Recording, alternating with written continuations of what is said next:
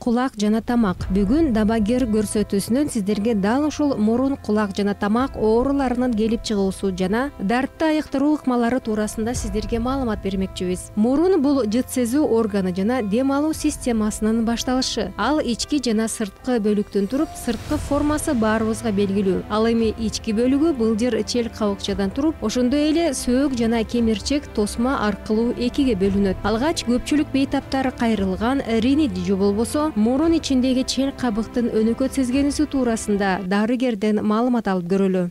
Мурундун ичиндеги чел кабыкчанын сезгенүүсү өнөкөт болуп калган. Өнөкөт жана курч болуп бөлүнөт. Курч сезгенүүсү бул бир жума 10 күнгө чейинки бир айлык аралыктагы убакыттын ичиндеги сезгенүү бул острый курч болуп эсептелинет. Анан бир ай, 2 айдан кийин булар өнөкөткө айланып калышат. Орусча которгондо хронический вазомоторный ринит деп коет. Же болбосо хронический насморк, острый насморк болот да. Өнөкөт сезгенүүсү бул хронический вазомоторный ринит 3кө бөлүнөт. Атрофиялык формасы. Атрофиялык формасында мурундун ичиндеги чел кабык жукарып кетет. Ал эми бейтап бул белгилерди кандай билип байкоого болот? Кургап, жакшы дем албай, ичинде жана карттанып, анан кез-кезде оорусунуп, анан кез-кезде мурундан кан айланып, анан ушундай бир беспокоить этип турат да, тынчын алып турат оорулардын. Ал эми гипертрофический ринит деп аталган ооруда мурундун чел кабыкчасы калыңдашып, чоңоюп кетет. Бул учурда ичиндеги чел кабыкча жанагы раковиналардын менен сөөк бар да алдында, челдин алдында сөөк менен челдин ортосуна жанагындай суу толуп калат. Мындайча айтканда, ал калта деп коет эми кыргызча айтканда. Ошол калтага суу толуп калат дагы, анан мурунду дем алдырбастан кысып калат. Мурун жолдорун, дем алуу жолдорун. Ошонун негизинде дем алыша албай, оозу менен дем алып, оозу кургап. Адам оозу менен дем алганда аба аркылуу инфекциялардын баары оозго кирет жана бул ооруну төмөндөгү белгилер аркылуу байкоого болот. Эң негизги белгилер болсо, бул дайыма эле мурун дем албай, мурунга көп жанагындай дарыларды тамчылатып, оорулар бир топко чейин кыйналып жүрүшөт.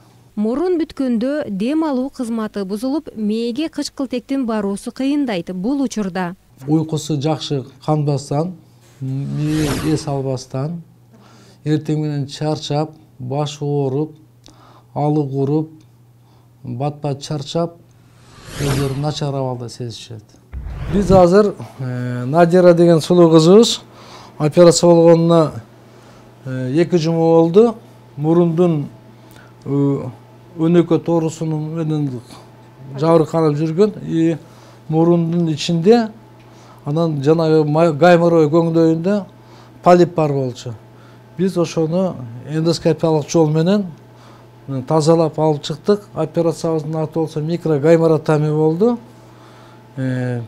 Азыр биз операциядан кийинки абалын көрөбүз. Биз мына жерде полиптер, анан мунун чел кабыкчалары чоңоюп, жана капуста жакшы болуп, кат-кат болуп, жабышып калган болчу. Биз эми мына бир аз корочкалар бар экен, биз азыр тазалагандан кийин дем алуусу ачылып жакшынакай болуп калат деген ойдобуз. Бул экинчи жагы. Экинчи жагында мына жерде полиптерди алганбыз. Бул жагы уже сакайып жакшы болуп калыптыр. Бир аз операциядан кийинки чел кабыктын жараттары бар. Дагы бир жумада булар сакайып жакшы болуп калат. Так, көзүңдү аччы. Тилиңди көрсөтчү. Жакшы. Губаңды көрөлүчү могу жерде. Могу жерде азыр кичинекей шов турат. Муну чечип алып коебуз. Жараты сакайып. Жакшы негизинен. Температура жокпу? Жок. Жакшы. Бир аз гана мурдуң жакшы дем албайт. Бир аз кез-кезде ооруп турат. Уйкуң кандай болуп атат? Жакшы. Жыт сезүүңчү? Пайда болду? Пайда болду. Жакшы. Ал эми дарыгерден эмне үчүн же кайсыл учурда мурундан канагат деген суроо узатканыбызда негизинен мурундун өзүнүн сезгенүүсүнө жараша да болот. Мисалы үчүн жана жогоруда айтып кетпедикпи, атрофиялык жукарып кеткен формасында ошол жерде жанагы мурундун челдин алдындагы кан тамырчалары кургап, анан жарыла баштайт. Мисалы үчүн катуу мурунду кагып чимкиргенде же ысык тамак, ысык чай ичкен мезгилдерде, анан улуу сарайга барып заң чыгарган мезгилде, анан бир оор жүк көтөргөндө же болбосо чуркаганда булар жарылып кетип, анан канап кетет. Анан дагы бир эле бул мурундун өзүндө анагындай гемангиома деген оорулары бар. Тамырчалардын опухолдору, сосудистый опухоль деп коет. Анан ошол мезгилдерде дагы көп канат. Ошол эле эмеде мисалы полиптерде, буларды орусча айтканда доброкачественный опухольдер деп коет. Ошол мезгилдерде булардын мурунан кан агып кетиши ыктымал. Ошого байланыштуу бул кандайдын себептери көп. Канагандын, мурун канаганын оорусунун себептери көп. Бул ошол мисалы үчүн боор ооруларында цирроз печени деп коет. Ак кан ооруларында, кан оорусунда лейкоз деп коебуз. Ошондой эле жанагындай гипертониялык давление көтөрүлгөн мезгилде гипертонический криз деп коет. Ошол мезгилде кан тамырлар жарылып кетет. Мурду менен бир топ жылдан бери жакшы дем албайт экен. Дем алдырчу, шишикти кетирүүчү тамчылар бар. Галазолин, називин деп. Көп жылдан бери колдонуп, ошого көнүп калыптыр, өнөкөт болуп. Азыр биз бул эндоскопиялык жабдыктын жардамы менен феверный пластика деп коет, нижне-носовой раковина деп коет. Же болбосо двухсторонняя вазотомия деп коебуз. Азыр өзүңүздөр көрөсүздөр. Операция 10-15 минутка чейин болот.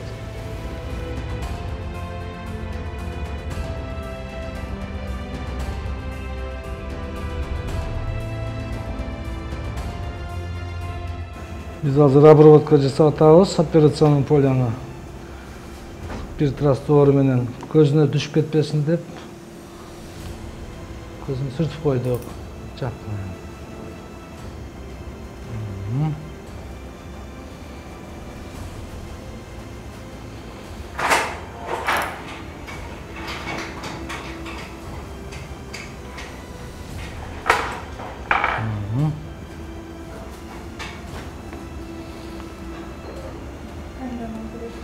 Biz endoskoptu ulап атабыз, жарык берүүчү түтүккө. Азыр мурдун ичин көрүп чыгайын.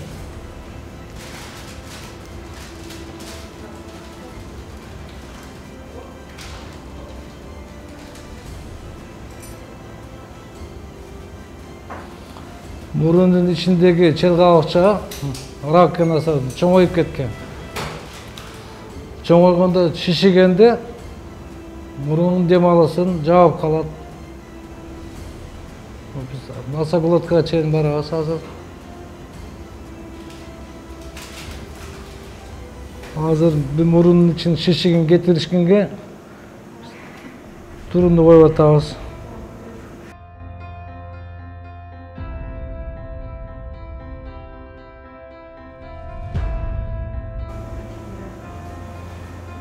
Операциябыз бүттү, Кудай берсе. Операциядан кийин оору бир күн жатат, бир сутка. Эртеси тампонду алып чыгарабыз. Бир жумадан бир жолу келип кетет, көрүнүп. Ичинен жана ыйлакчаларды тазалап коебуз. Анан да бир 10 күндөн бир келип кетет.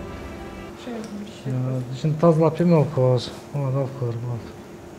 Аба муздаган учурда көбүнчө жугуштуу оорулар пайда боло баштайт. Айрыкча муздак суу ичкенде, бал муздак жегенде, бут дайыма нымдуу болуп же муздак сууга түшкөн учурда ангина дарты пайда болуп, көп адамдарды түйшүккө салат. Ангинанын эми негизги түрлөрү болгондо бул катаральный, фолликулярный, лакунарный дагы бир канча классификация боюнча кетет. Негизги белгилерин болуп эсептелгени бул тамактын оорусу.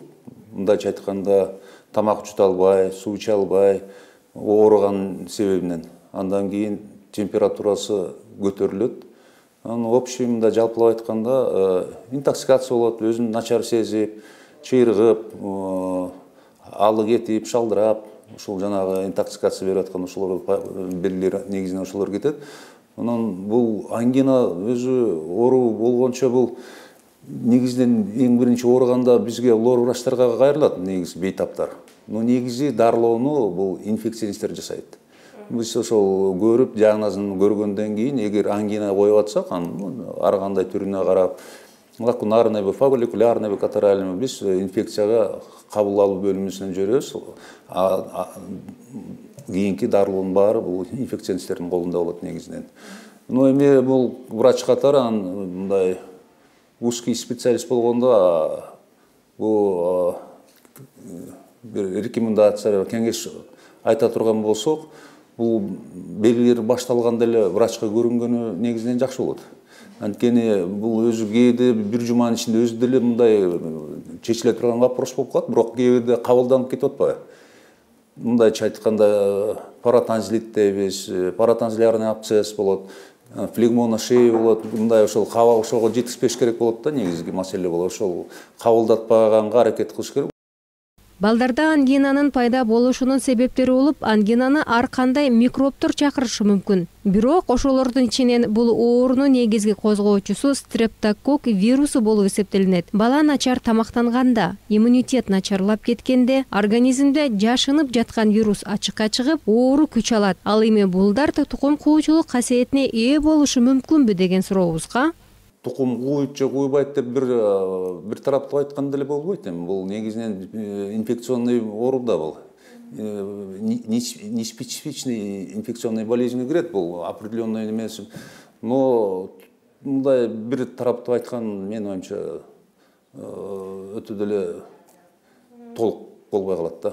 Ангина өзү бул тамакта без болот. Небное миндально биз мындай айтканда. Ал ар бир адамда бар. Ошо менен адам баласы төрөлүп атпайбы? Анын болгону ал ар бир адамда болгондо ошонун жана пусковой механизм болуп, көбүнчө бул переохлаждение, грипп, мустак суу ичет, ушундай местный жана пусковой механизмдердин ошолор кирип атпайбы? Анан сиздин жанагы сурооңузга бир тараптуу мындай же андай деп айтыш менин оюмча толук болбой калат го жооп. Ангина ревматизмдин муун оорусунун башталышы болушу мүмкүн. Эгерде ангина менен ооругандан кийин муундар ооруй баштаса, сөзсүз түрдө кечеңдетпей ревматологко кайрылуу керек. Анткени ангина башка ооруларды пайда кылуусу мүмкүн. Негизи ангинаны кээде дарылабаса өзү деле өтүп кетет бул. Вопрос осложнения, анан кийинкиге кандай таасир калтырат. Есть тонзилло-кардиальный синдром деген бар.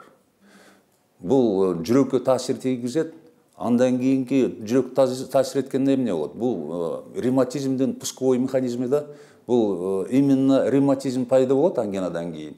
Вот ошол ал дарыланбаса, ошол приобретенный порог сердцага ошол именно ревматизм алып келет. Ошого жетишпеш керек. Ал эми ага жетип калгандан кийин ал киши инвалид болуп калат. Анан жүрөккө да өзүнчө операциялар талап кылган моменттер болот. Менин оюмча ошол анан бул бөйрөккө да бүт организмге влиять этет. Отдельно мындай бир эле ошо ревматизм анан жүрөккө эмес, бөйрөккө да таасирин этет. Баардык организмге анан хронический интоксикация болот. Анан бул өзү хронический тонзиллитке өткөндө, хронический өнөкөткө өткөндө, ал хронический очаг инфекция. Ал инфекция дайыма болуп турат да. Бул организмде өзүнүн бир интоксикацияга алып келип, адамдын өзүн начар сезип, баягы өзүнүн эмгекчилдигин азайтат, ой жүгүртүүсүн начарлатат. Көп мындай керексиз денсаулыкка таасирлерин бере баштайт. Курч жана өнөкөт болуп, кулак оорусу экиге бөлүнөт. Кулак түтүкчөлөрүнүн сезгениши бул тышкы кулактын инфекциясы. Ооруган учурда угуу жөндөмү начарлайт, суюктук чыгат, бейтаптын дене табы көтөрүлөт. Сасык тумоодон кийин кабылданып, татаалданып кеткен кулактын оорулары азыркы учурда сиз айткандай чын эле аябай көп кездешип атат. Себебин айтсак, ошол сасык тумоо учурунда мурундун дем алышы кыйындайт да. Ошол экинин мурундун дем алышы кыйындашынын аркасында кулактын, ортон кулактын сезгенүүсү азыркы учурда көп кезигип атат. Оорулуу адамдар ошондой маселе менен кайрылып атышат. Андан тышкары сырткы кулак деп коебуз. Кээ бир учурда сырткы кулактын кабылданып кеткен түрлөрү келип атат. Бул эми ошо сасык тумоонун бир татаалдануусу деп эсептелинет. Экөө учурда жаш балдар, кичинекей балдар кайрылышат да. Ал эми мурундун начар иштөөсү кулак ооруларын пайда кылабы? Мурундун начар иштөөсү кулак ооруларынын бир 50-60, может быть, даже 70% байланышкан деп айтсак туура болот. Себеби кулактын угушу үчүн, кулактын нормалдуу иштеши үчүн мурун менен дем алган кенен болуш керек да. Себеби экөөнүн ортосунда түтүк бар. Ошол түтүк эстахил түтүгү деп коет. Ошол түтүк жакшы иштеп туруш керек. Эгер мурунун ичинде кабылдоо болуп, мурун менен дем алган начар болсо, ал түтүк иштебей калат да, кулактын кабылдап кетишине алып келет. Кошумча үндөр деп коет. Кулактын чуулдаганы, кошумча үн деп көп адамдар кайрылат. Бул көбүнчө жашы жетип калган адамдарда көп кайрылышат да.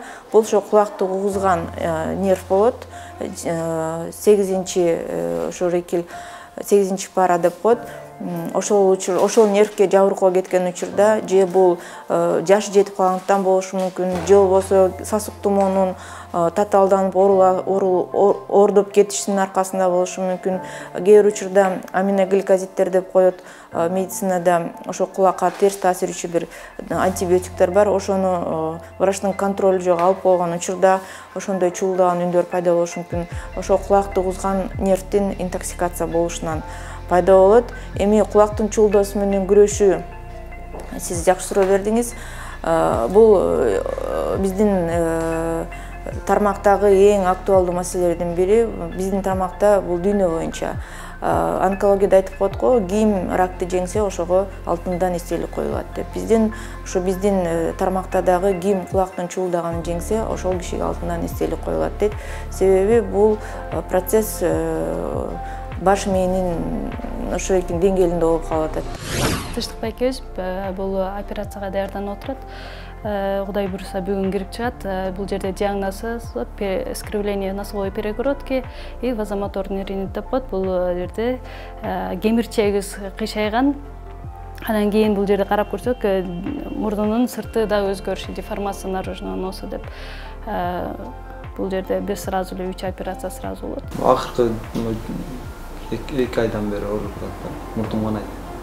Мурун кичинекей кезде билинбей кеткен да, убакыт өткөн сайын баштады. Ошо сен билинчү эмес. Мурдунун дем алышы начарлыгынан, күнү түнү уйку бузулгандыктан, анан кийин общая слабость деп коет, өзүнөн начар сезип жүргөндүктөн, бат-бат чарчап калгандыктан бизге кайрылган. Жаштарда болсо таяк жегенден кийин калып калат, көбү сразу көңүл бурушпайт, андан кийин убакыт өтөрү менен кыйналып дем алып баштаганда андан кийин көңүл буруп башташат. Кулактын угушу үчүн, кулактын нормалдуу иштеши үчүн мурун менен дем алган кенен болуш керек да. Себеби экөөнүн ортосунда түтүк бар.